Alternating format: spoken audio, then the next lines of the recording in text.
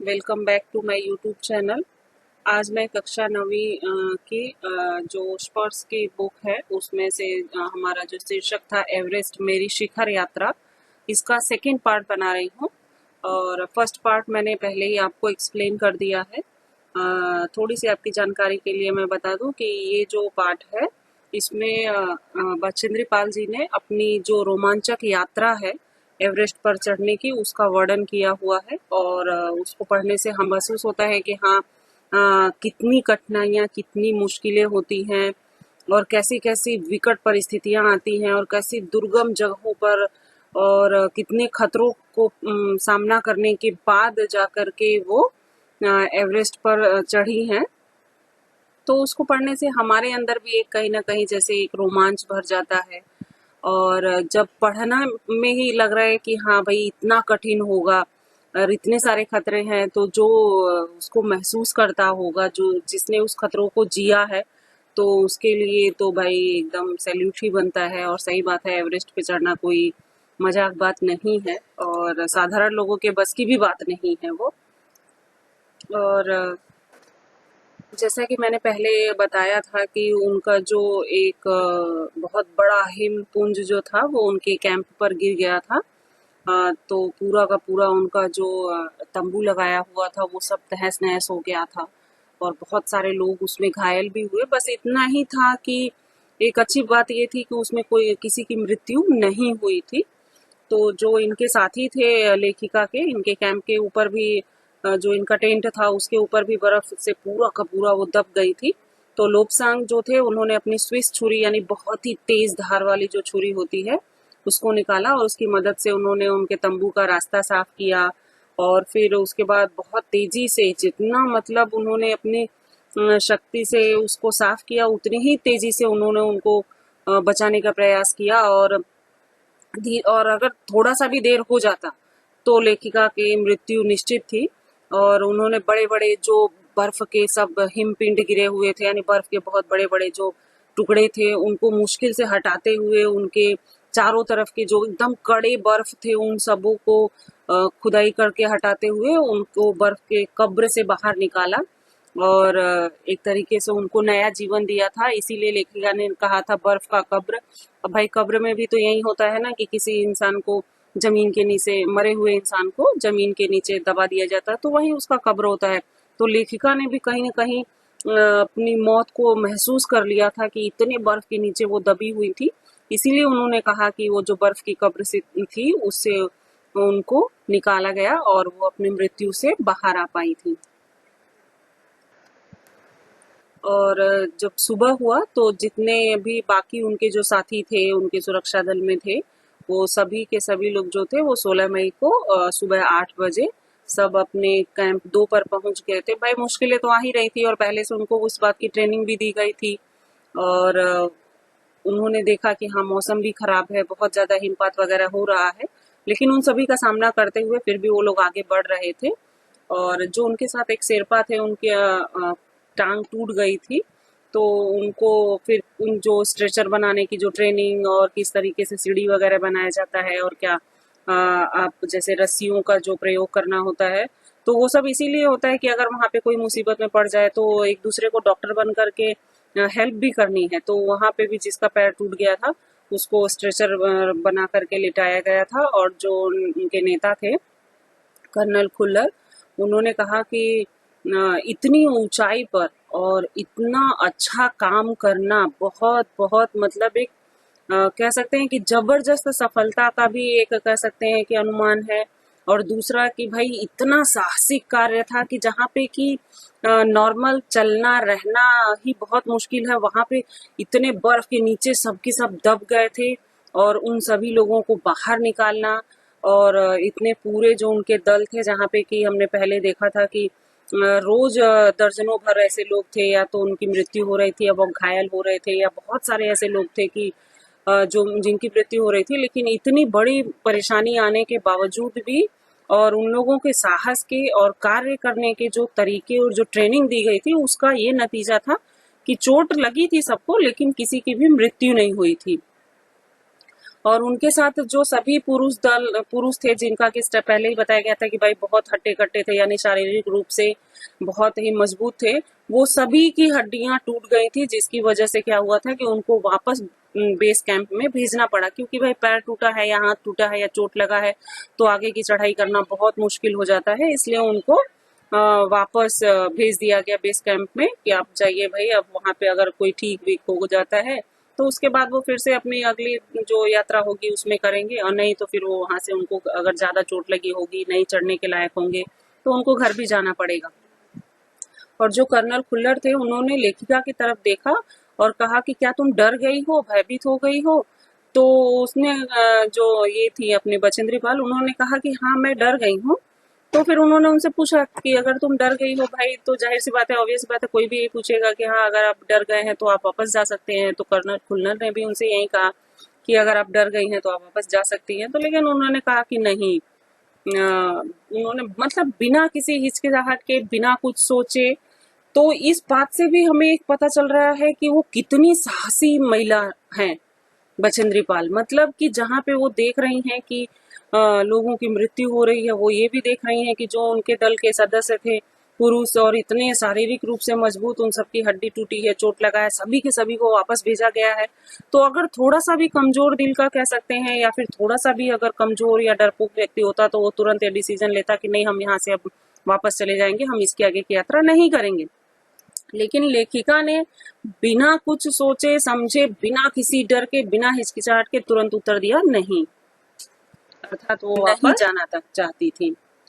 जैसे ही वो south pole camp में पहुंची तो उनको अगले दिन की बहुत ही महत्वपूर्ण चढ़ाई करनी थी। तो जैसे उन्होंने खाना बनाना और गैस और ऑक्सीजन सिलेंडर लेकर के चलना होता है, तो वो सब कुछ जो जरूरत की चीजें थी उन्होंने सब अपने पास इकट्ठा किया। और जब दोपहर 1:30 बजे बिस्सा आए तो उन्होंने लेखिका को चाय बनाने के लिए पानी गर्म करते हुए देखा। और की, जय और मीनू अभी बहुत पीछे थे। की भी नाम है, जय नाम है, और डॉक्टर मीनू मेहता जो थी वो भी उनके दल की सदस्य थे। तो ये लोग काफी पीछे थे।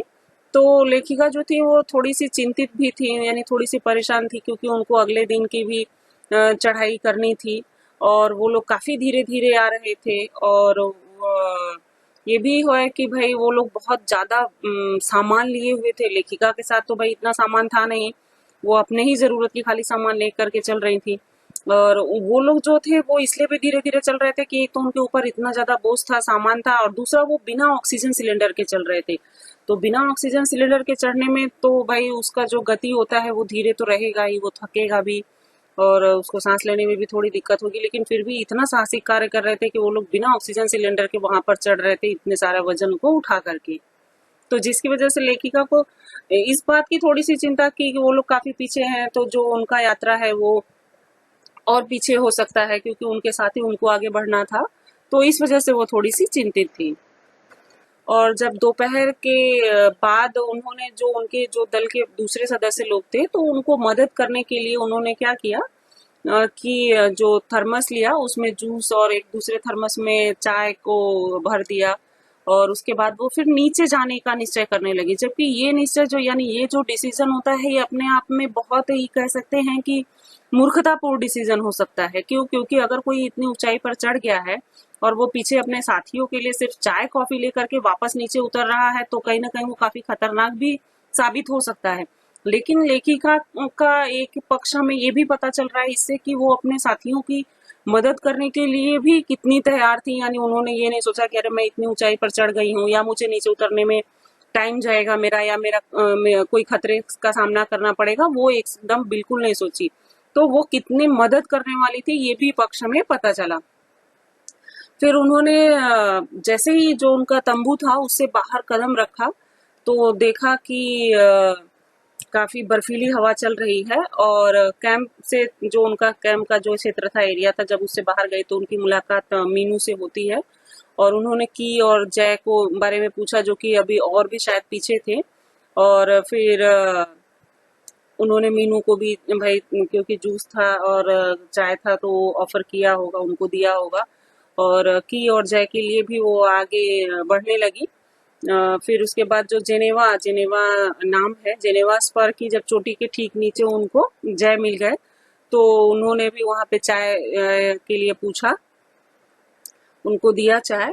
और बहुत ही कृतज्ञता पूर्वक, यानी किसी के द्वारा किए गए उपकार को, यानी उन्होंने देखा कि भाई ये हमारे लिए इतना नीचे उतर के आई हैं, चाय हमको दे रही हैं ठंडी से बचाने के लिए, एनर्जी देने के लिए, तो जाहिर सी बात है किसी के भी मन में दूसरे के लिए भाई आभार तो प्रकट होगा ही।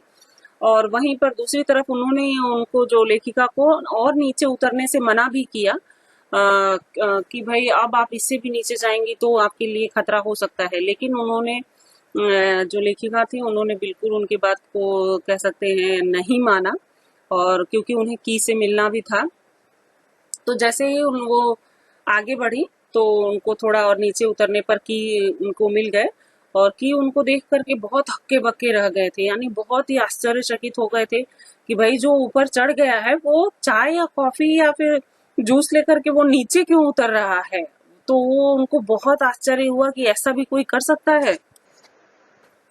और उस पर वो कहते भी हैं कि तुमने इतनी बड़ी जोखिम क्यों ली बछेंद्री। उस पर वो कहते हैं कि भाई तुम इतना बड़ा जोखिम वाला काम क्यों की कि तुम इतना ऊपर चढ़ने के बाद फिर नीचे उतर के चाय दे रही हो, जूस दे रही हो।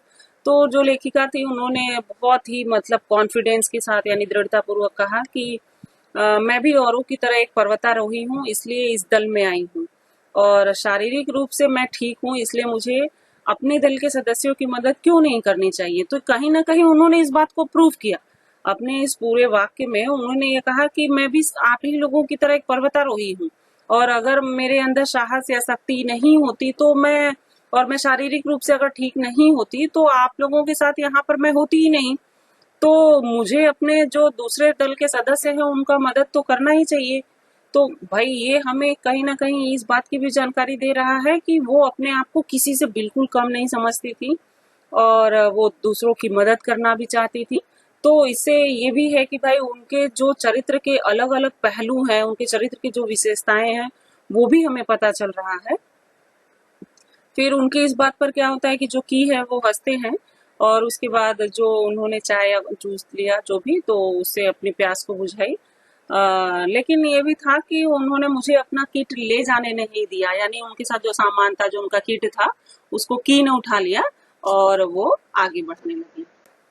और थोड़ी देर के बाद वो साउथ कोल कैंप से लाहाटू और बिस्सा उनसे मिलने के लिए नीचे उतर आए, यानी जो लाहाटू और बिस्सा थे वो और ऊपर थे, साउथ कोल कैंप पर थे।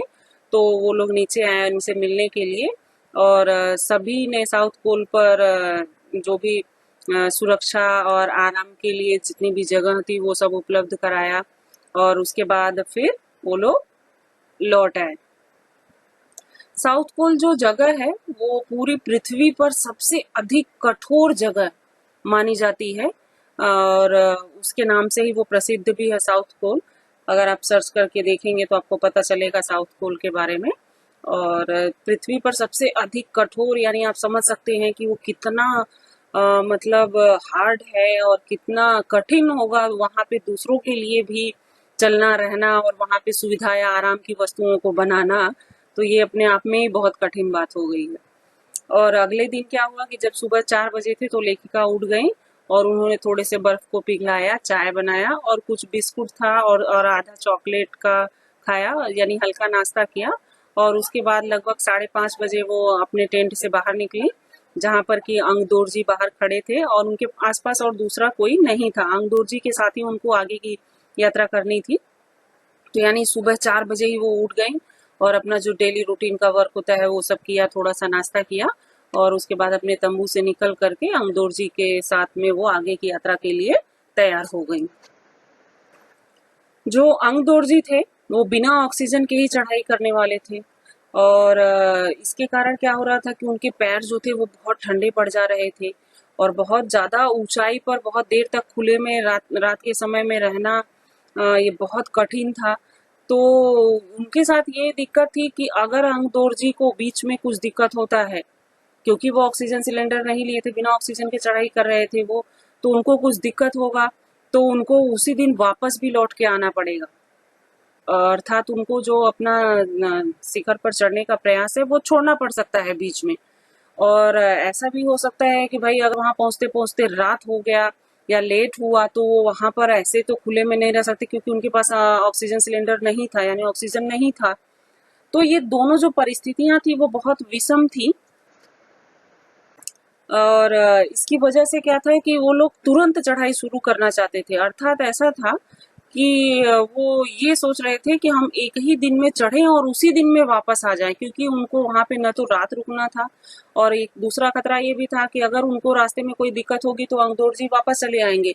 तो लेखिका को या तो आगे की यात्रा बिना किसी के गाइडेंस में अकेले पूरी करनी पड़ेगी, या तो उनको भी उनके साथ ही वापस लौटना पड़ेगा। तो फिर इसलिए उन्होंने उनसे पूछा कि क्या आप मेरे साथ जाना चाहेंगी, यानी अंगदौर जी ने उनसे पूछा। तो फिर और एक ही दिन में साउथ पोल से चोटी तक जाना भी है और वापस आना भी है, और ये बहुत कठिन काम होगा, बहुत श्रम साध्य होगा, यानी इसमें बहुत ज्यादा मेहनत लगेगी।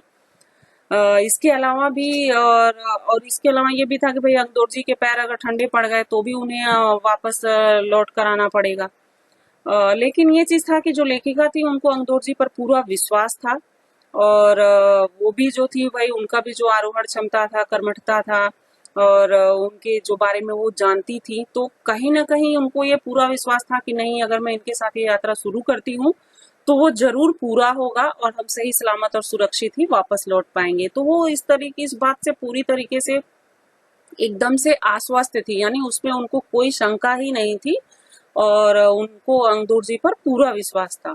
और शायद लेखिका की जगह अगर कोई दूसरा कोई होता तो शायद उनके साथ चलने के लिए इस समय तैयार नहीं होता, क्योंकि उसको दो चीजें रखनी पड़ती दिमाग में। पहला तो उसको एक ही दिन में जा करके और वापस आना था, दूसरा अगर इनके साथ कुछ घटना दुर्घटना या परेशानी हुई तो उसको अपनी यात्रा बीच में ही रोकनी पड़ेगी। तो यानी दोनों खतरों को देखने के बावजूद भी लेखिका उनके साथ चलने के लिए तैयार हो गई थी।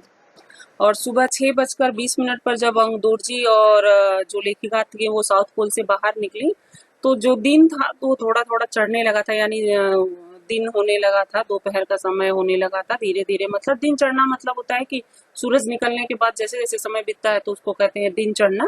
और हल्की हल्की हवा चल रही थी, लेकिन ठंड भी बहुत अधिक था वहां पे।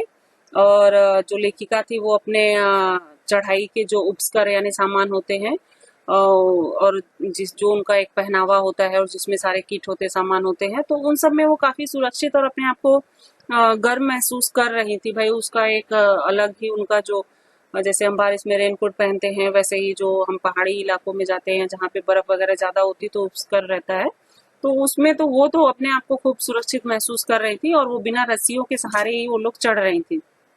और जो अंगदौर जी थे वो भी एक निश्चित गति से ऊपर चढ़ रहे थे, और उनके साथ चलने में लेखिका को कोई दिक्कत नहीं हो रही थी, क्योंकि वो बिना ऑक्सीजन सिलेंडर के भी बहुत अच्छी तरीके से एक अच्छी गति से चढ़ रहे थे, और लेखिका भी उनके साथ बहुत आसानी से चढ़ाई अपनी कर रही थी। आगे बढ़ते बढ़ते ऐसा हुआ कि जो बर्फ थे वो एकदम से सख्त और भुरभुरी थी, जैसे लग रहा था कि जैसे शीशा हो, शीशे की चादर बिछी हुई हो। तो अभी सोचिए कि उस पे चलना भी कितना कठिन होगा, और वो इतना कठिन मतलब एकदम हार्ड था, वो बर्फ इतना कड़क था, सख्त था कि उसको काटने के लिए इनको फावड़े का इस्तेमाल करना पड़ रहा था। और फावड़ा भी ऐसा बहुत आसानी से और हल्का नहीं चलाना था, बल्कि बहुत सख्ती यानी मजबूती से फावड़ा चलाना पड़ रहा था। और जो बर्फ जमा हुआ था वो उसको जो फावड़े थे वो काट काट करके निकाल रहे थे। और ऐसी सब खतरनाक जगहों पर भी उन्होंने, जो लेखिका थी, वो हर एक कदम उन्होंने अपना बहुत सोच समझ के रखा था। और 2 घंटे से भी कम समय में लेखिका और जो अंगदौर जी थे वो शिखर के कैंप पर पहुंच गए थे। और अंगदौर जी ने उनको पीछे मुड़ करके देखा और उनसे कहा कि क्या आप थक गई हैं। तो यानी लेखिका को पूछा कि क्या आप थक गई हैं, तो उन्होंने कहा कि नहीं। जिसे सुन करके वे बहुत ही ज्यादा आश्चर्यचकित हुए थे, और कहीं ना कहीं बहुत आनंदित यानी बहुत खुश भी हुए थे। आश्चर्यचकित इस वजह से हुए थे कि भाई अंगदौर जी जिस गति जिस रफ्तार से चल रहे थे और इतने खतरों का सामना करते हुए, उसी गति उसी रफ्तार और उन्हीं खतरों का सामना करते हुए लेखिका भी चल रही थी, और उसके बाद भी जब वो थक नहीं रही हैं, उनका जवाब नहीं था, तो वो कहीं ना कहीं उनको और ज्यादा आनंदित किया और आश्चर्यचकित भी किया था। उन्होंने अंगदौर जी ने लेखिका को ये भी बताया कि जो इनके पहले वाला जो दल यानी समूह था वो शिखर कैंप पर पहुंचने में 4 घंटे लगाए थे, और यदि लेखिका और अंगदौर जी इसी गति से चलते रहे यानी इसी स्पीड से चलते रहे तो वो लोग दोपहर तक शिखर पर पहुंच जाएंगे और वो लगभग 1 बजे तक पहुंचने में उनको कोई दिक्कत नहीं होगी अगर वो इसी स्पीड के साथ चलते रहते हैं तो। और जो लाटू थे वो लेखिका के और अंगदोर्जी के पीछे पीछे ही आ रहे थे। और जब वो लोग दक्षिणी शिखर पर पहुंचे तो वहां पे थोड़ा सा आराम कर रहे थे उसके नीचे, और चाय वाय पीने के बाद फिर उन लोगों ने अपनी जो चढ़ाई थी वो शुरू की। और जो लाटू थे वो नायलॉन की रस्सी लेके आए थे, जिसको कि अंगदोर्जी और जो लेखिका थी और उसके बाद लाटू थे, वो लोग पकड़ के चल रहे थे, जिसमें अंगदोर्जी आगे वाला हिस्सा पकड़ के चल रहे थे और जो लाटू थे वो पीछे वाला, और बीच की जो हिस्सा था उसको लेखिका पकड़ करके चल रही थी। और कहीं ना कहीं ऐसा भी था कि वो लोग चाहते थे कि भाई ये सुरक्षा के लिहाज से भी उनको उन्होंने बीच में रखा हुआ था और उनको सुरक्षित और संतुलन बनाए हुए ऐसे इस तरीके से रस्सी पकड़ करके वो लोग अपनी यात्रा पूरी कर रहे थे। और लाटू ने इस बात का भी ध्यान दिया था कि इन ऊंचाइयों के लिए जैसे चढ़ने के लिए ऑक्सीजन का जो होता है प्रति मिनट कितना होना चाहिए, क्या होना चाहिए, तो ये सारी जानकारी उनको थी। तो उन्होंने देखा कि जो लेखिका है उनका जो ऑक्सीजन है वो 2.5 लीटर ऑक्सीजन प्रति मिनट की दर से लेकर चढ़ रही थी। तो जिसकी वजह से कह सकते हैं कि कहीं ना कहीं उनके अंदर जो एनर्जी थी थोड़ी सी कम थी।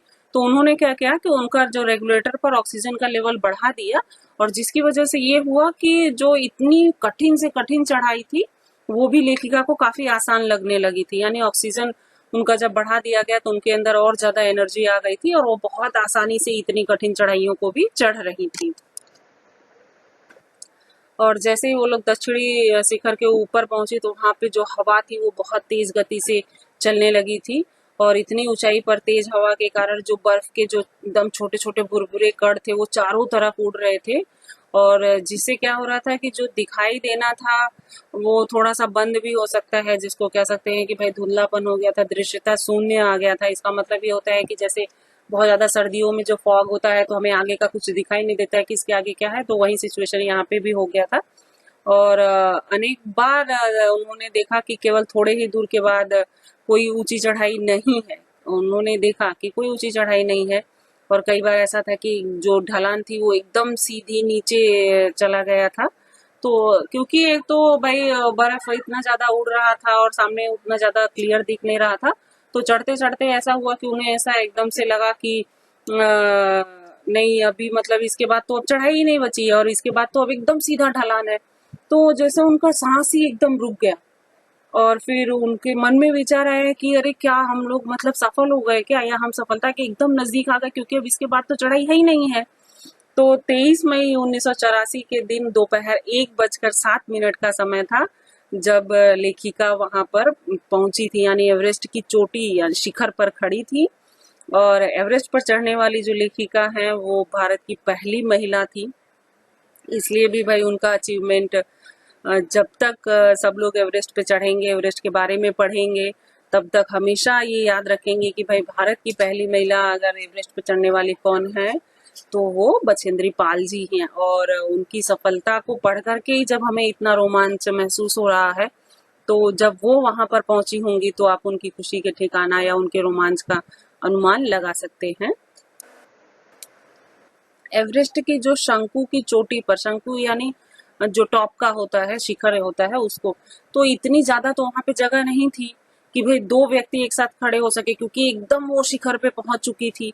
तो शिखर पे जैसे जैसे हम आगे बढ़ते वैसे वैसे वो एकदम नुकीला होते जाएगा और उसमें जगह बहुत कम रहेगी। तो उसी तरीके से वहां पे भी हुआ था कि 2 व्यक्ति उस शिखर पे एक साथ नहीं खड़े हो सकते थे। तो उन्होंने क्या किया, और चारों तरफ इतनी लंबी ढलान थी कि अगर वहां से अगर कोई व्यक्ति गिरे तो वो कहाँ जा करके रुकेगा इसका कोई अंदाजा ही नहीं लगा सकते हैं। और सुरक्षा का तो प्रश्न सबसे बड़ा था उनके सामने कि भाई इस जगह पे और ऐसे सिचुएशन में 2 जन का खड़े होना तो बहुत मुश्किल है। तो उन्होंने क्या किया कि सबसे पहले जो वहां पे बर्फ जमी हुई थी उसको फावड़े से थोड़ा सा प्लेन किया, उसकी खुदाई करके वहां पर अपने आप को खड़े रहने भर का जगह बनाया, अपने आप को सुरक्षित किया। और उसके बाद वो वहां पर घुटनों के बल बैठ गई और वहां की जो बर्फ थी उसको लेकर के अपने सिर पर लगाया, और ऐसा महसूस किया कि जैसे सागर माथा का उन्होंने के ताज को उन्होंने चुंबन लिया हो। सागर माथा इसीलिए था कि भाई सागर माथा के नीचे सागर का जो है नीचे होता है, यानी जो समुद्र होता है वो पृथ्वी का सबसे निचला तल होता है, और सागर माथा एवरेस्ट की चोटी है। तो भाई समुद्र के एकदम टॉप पे पहुंच करके वो सागर माथा के ताज का उन्होंने चुंबन किया। और बिना उठे हुए ही उन्होंने अपने जो बैग लिया हुआ था उसमें दुर्गा माँ का एक चित्र था, हनुमान चालीसा निकाला और उसको उन्होंने अपने साथ जो लाल कपड़ा लेके आई थी उसमें लपेटा और छोटा सा पूजा अर्चना किया। और उसके बाद उसको उन्होंने वहीं पर बर्फ में नीचे खुदाई करके थोड़ा सा दबा दिया। और इस क्षण में उन्होंने अपने माता पिता को भी याद किया। भाई जाहिर सी बात है, जिस तरीके से अगर हम कोई कार्य कर रहे हो और वो भी इतना कठिन कार्य हो और इतिहास रचने वाला कार्य हो, तो उसके पूरा होने के बाद हम ईश्वर का भी धन्यवाद देते हैं। तो उन्होंने भी वैसे ही किया कि भाई अपने जिस भी देवी देवता को जो लोग मानते हैं तो उसका उन्होंने धन्यवाद किया। फिर उसके बाद जब भी हम कोई अच्छा कार्य करते हैं, कोई अचीवमेंट होती है, तो हम सबसे पहले अपने माता पिता को ही याद करते हैं। क्यों? क्योंकि भाई माता पिता ही ऐसे होते हैं कि हमारी जो भी अचीवमेंट होती है, हमारा जो भी आप कह सकते हैं सफलता या होता है या फिर कुछ भी जो अचीव करेंगे, तो उस पे अगर पूरी दुनिया में सबसे ज्यादा खुशी अगर किसी को मिलेगी तो वो माता पिता होते हैं। तो इसीलिए हर व्यक्ति अपने सुख और दुख दोनों समय में अपने माता पिता को जरूर याद करता है। बचेंद्री जी ने भी अपने आनंद के, अपनी खुशी के इस पल में अपने माता पिता को याद किया था। और जैसे ही वो उठी तो उन्होंने अपने दोनों हाथ जोड़े और अपने जो नेता थे उनके, भाई जो गाइड थे अंदोर जी, उसके प्रति वो आदर भाव के से उनके सामने झुकी, उनका पैर छुआ। और अंदोर जी ने भी उन्हें बहुत प्रोत्साहित किया और उन्हीं की वजह से भाई वो अपने लक्ष्य तक पहुंच पाई थी। और फिर उन्होंने बिना ऑक्सीजन के, जो अंगदोर जी थे वो बिना ऑक्सीजन के एवरेस्ट पर वो दूसरी बार चढ़ाई किए थे। तो इसलिए लेखिका ने भी उनको भाई बधाई दिया कि आप दूसरी बार बिना ऑक्सीजन सिलेंडर के यहाँ पर चढ़े हैं। तो अंगदोर जी ने भी उनको गले से लगा लिया और बहुत खुश हुए और उनके कान में कहा कि दीदी तुमने अच्छी चढ़ाई की और मैं बहुत प्रसन्न हूँ।